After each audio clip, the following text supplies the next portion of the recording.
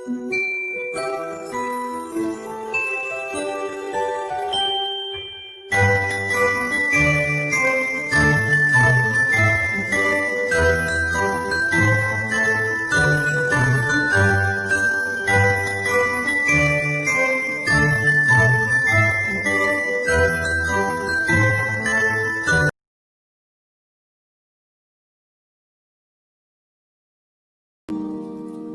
like your eyes, you look away when you pretend not to care.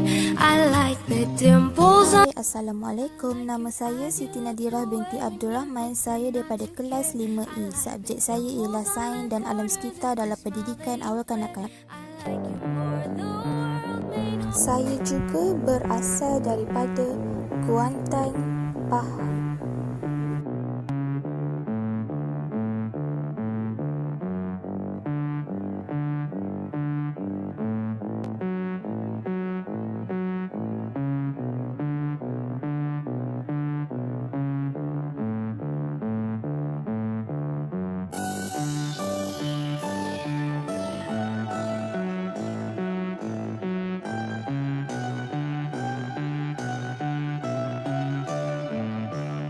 Saya juga belajar di University College of Yayasan Pahang dan mengambil bidang dalam Diploma Pendidikan Awal Kanak-kanak.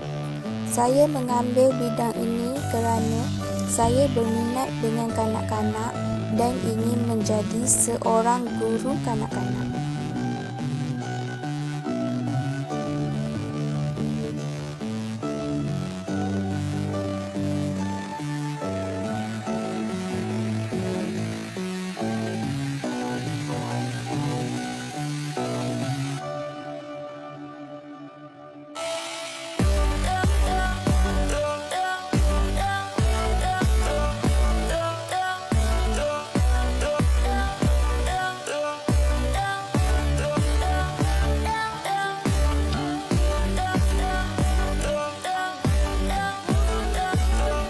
Hari ini saya ingin menerangkan tentang anggota badan dan juga deria.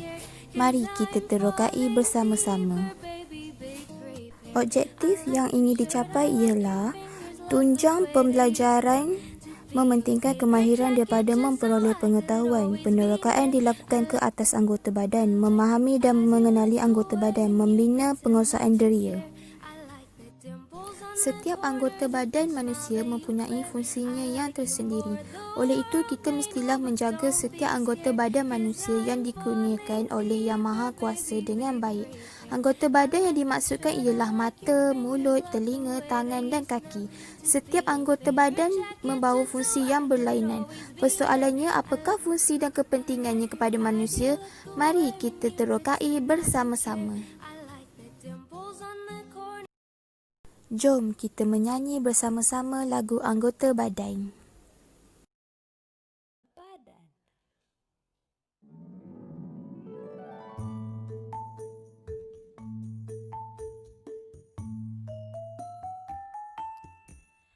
Kepala, telinga, mata, hidung, mulut.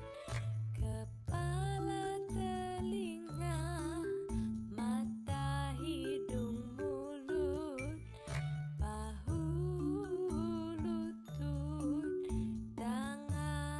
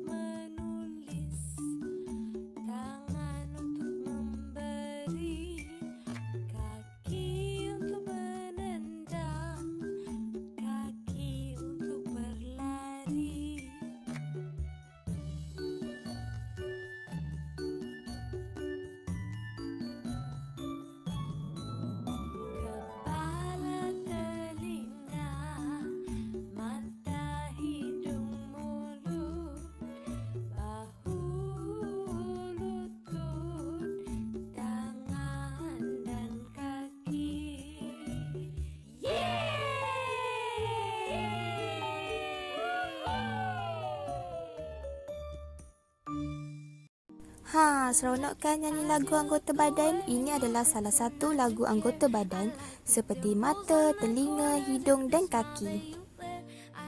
Okey, sekarang mari kita lihat fungsi dan kegunaan anggota badan.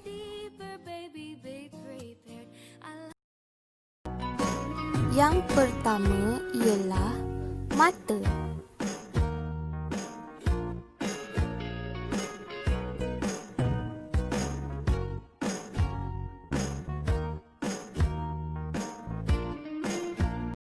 Mata merupakan panca indera yang digunakan sebagai melihat sesuatu benda.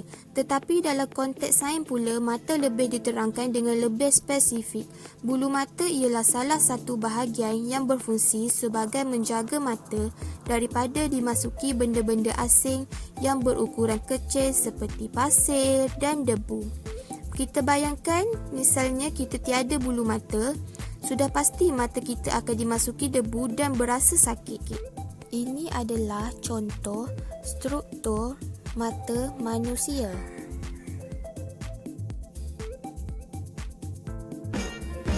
Seterusnya ialah telinga.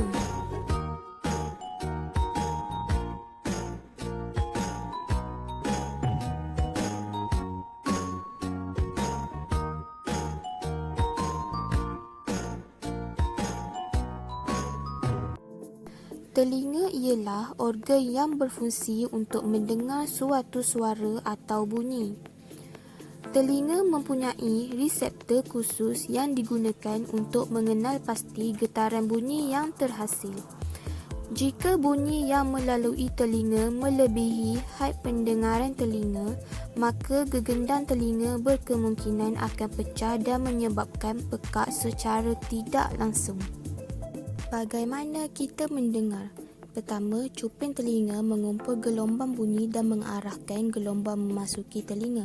Kedua, gegendang telinga bergetar. Ketiga, tulang-tulang osikal menguatkan getaran bunyi dan memindahkan getaran ke jendela bujur. Keempat, getaran jendela bujur menyebabkan bendalur dalam koklia juga bergetar dan menghasilkan impuls saraf. Kelima, impuls saraf dihantar ke otak untuk ditafsirkan. Seterusnya ialah hidung.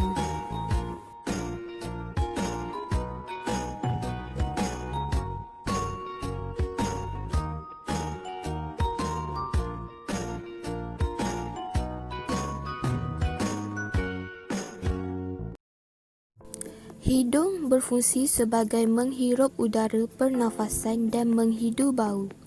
Di dalam rongga hidung terdapat saraf pembau yang dilengkapi sel-sel pembau. Setiap sel pembau mempunyai rambut-rambut halus di hujung dan diliputi selaput lendir yang berfungsi sebagai pelembab rongga hidung.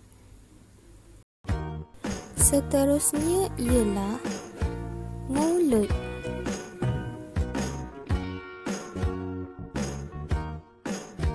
Mulut ialah berfungsi sebagai makan dan bercakap. Semasa makan, terdapat beberapa aspek yang boleh disentuh.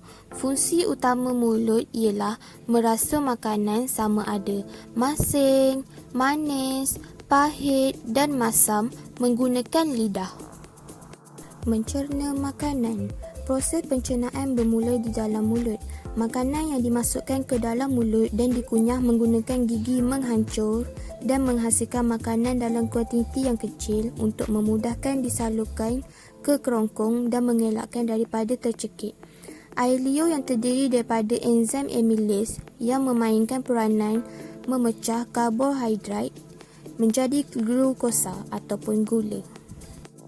Bercakap. Setiap butir bicara yang terungkap dikeluarkan melalui mulut. Oleh itu, mulut amat penting dalam berkomunikasi antara dua hala.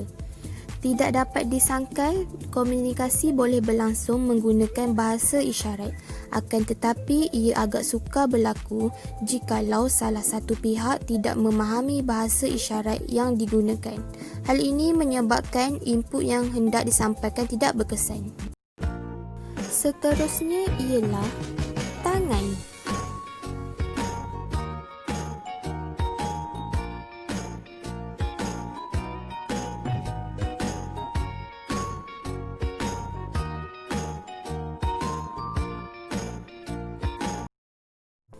Tangan berfungsi untuk menggenggam sesuatu barang. Tangan juga dapat mengesan suhu sama ada panas ataupun sejuk apabila menyentuh sesuatu benda. Selain itu, tangan juga digunakan untuk melakukan aktiviti harian seperti makan, melukis, menulis dan sebagainya. Seterusnya ialah kaki.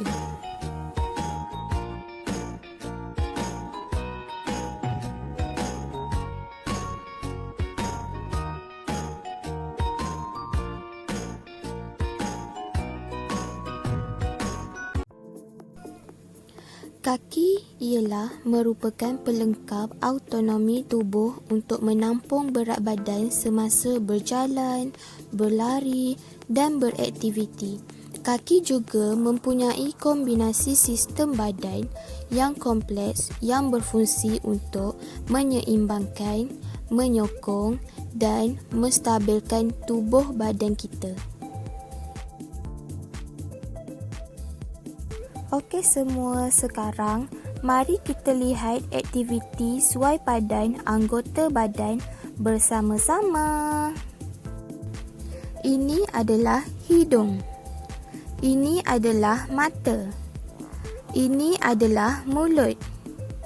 Ini adalah peha. Ini adalah rambut. Ini adalah telinga. Ini adalah siku. Ini adalah tangan. Ini adalah lutut. Ini adalah kaki. Senang kan? Okey, sekarang mari kita belajar tentang deria. Deria mempunyai banyak jenis iaitu deria rasa, deria bau, deria pendengaran, deria penglihatan dan juga deria sentuhan. Jom kita tengok satu persatu. Deria rasa.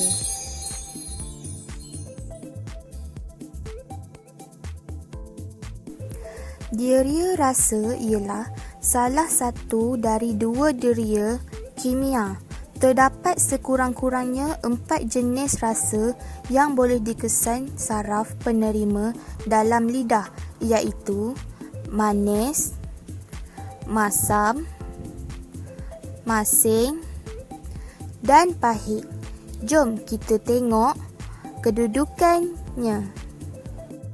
Ini adalah contoh peta lidah. Di bahagian depan ialah manis. Di bahagian kiri dan kanan, masam. Di belakang kiri dan kanan ialah masin. Di tengah-tengah di belakang ialah pahit. Deria yang kedua ialah deria bau. Deria bau adalah daripada hidung. Pembauan atau deria hidung ialah mempunyai pelbagai sifat yang boleh merangsang saraf penerima yang berpadanan. Gabungan isyarat perangsang dari saraf penerima berbeza membentuk persepsi kita terhadap bau molekul berkenaan. Dalam otak, pembauan diproses oleh sistem olfaktori. Deria bau juga adalah untuk menghidu sesuatu benda, contoh wangi, busuk dan sebagainya. Yang ketiga ialah deria pendengaran. Deria pendengaran adalah deria penserapan bunyi. Memandangkan bunyi itu ialah getaran yang melalui seperti udara, maka pengesanan getaran berkenaan iaitu deria pendengaran ialah deria mekanikal seperti deria sentuh. Dalam tubuh manusia, pencerapan ini dicetuskan oleh rambut yang halus dalam telinga yang mengesan pergerakan membran yang bergetar untuk membalas perubahan dalam tekanan dari zarah-zarah. Bunyi ini juga boleh dikesan sebagai getaran yang dijalankan melalui badan dengan siasatan. Seterusnya ialah deria penglihatan. Deria penglihatan. Penglihatan ialah keupayaan otak dan mata mengesan gelombang elektromagnet dalam julat nampak cahaya, iaitu kita mentafsir imej pemandangan. Para ahli neuroanatomi menganggap penglihatan itu adalah dua deria kerana saraf penerima yang berbeza berfungsi menjadikan persepsi warna. Seseorang yang kecacatan penglihatan ialah buta. Yang terakhir ialah deria sentuhan. Deria sentuhan. Kulit ialah organ deria sentuh. Kulit bergerak balas terhadap panas, sejuk, tekanan, sentuhan dan sakit. Kepekaan kulit bergantung kepada A. Ketebalan epidermis, iaitu makin nipis dan makin peka. B. Bilangan hujung saraf, iaitu makin banyak, makin peka.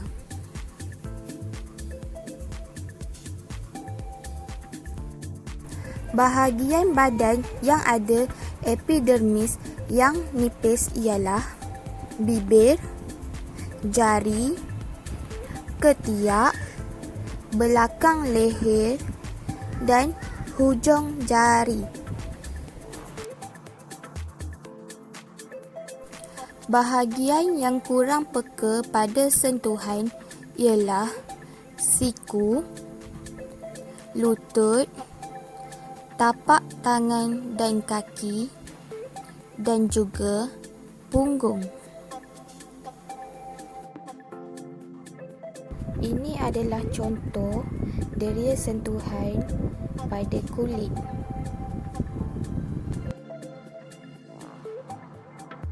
Ini adalah jenis-jenis rangsangan, mempunyai deria, organ deria dan rangsangan. Untuk deria penglihatan, organ deria adalah mata, rangsangan adalah cahaya. Untuk deria pendengaran, organ deria adalah telinga, rangsangan adalah bunyi. Untuk deria sentuhan, organ deria adalah kulit, rangsangan adalah sentuhan. Untuk deria bau, organ deria adalah hidung, rangsangan adalah bahan kimia. Untuk deria rasa, organ deria adalah lidah, rangsangan adalah bahan kimia. Mari kita menyanyi lagu Deria-Deria Manusia.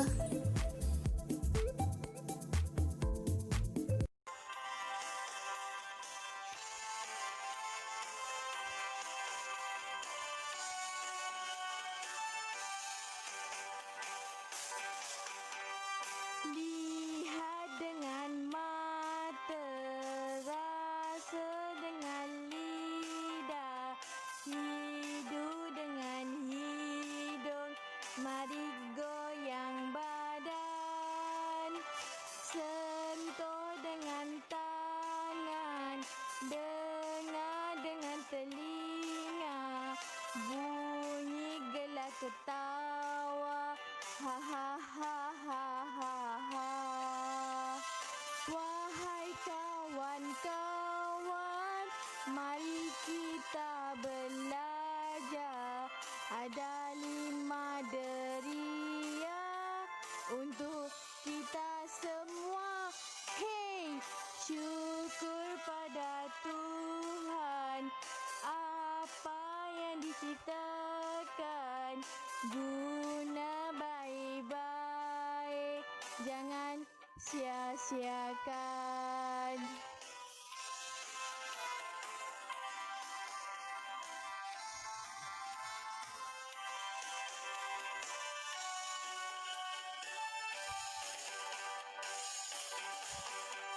Lihat dengan mata, rasa dengan lidah, hidup dengan hidung, mari goyang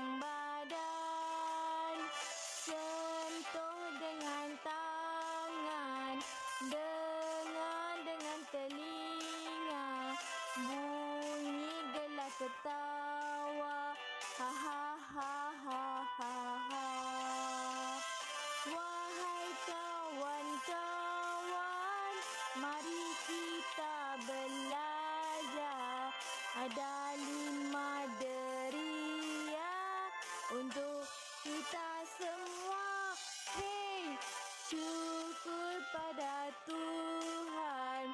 Apa yang diciptakan, guna baik-baik, jangan sia-siakan. Seronok kan menyanyi lagu deria-deria anggota badan? Okey, sekarang mari kita lihat kepentingan mengenali anggota badan bersama-sama. Jom kita terokai bersama-sama. Kepentingan mengenali anggota badan ialah anggota badan merupakan salah satu aspek yang perlu diperkenalkan kepada kanak-kanak di awal usia mereka. Hal ini demikian kerana supaya kanak-kanak dapat membezakan anggota badan mereka seperti mata, hidung, mulut, tangan, kaki dan lain-lain. Pelbagai kaedah juga ataupun cara kepada ibu bapa ataupun guru untuk mendidik kanak-kanak dalam membezakan setiap anggota badan kita. Mari kita lihat kesimpulannya. Kesimpulannya adalah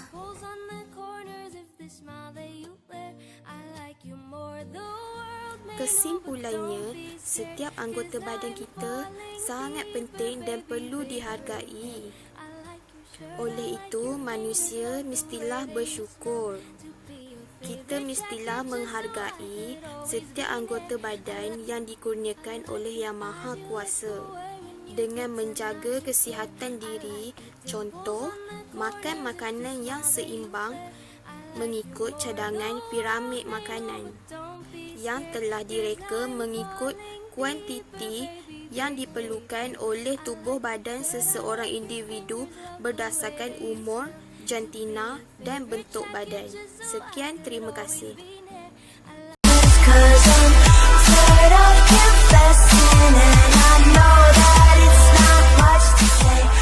I'm falling deeper, baby, be prepared. I like your shirt, I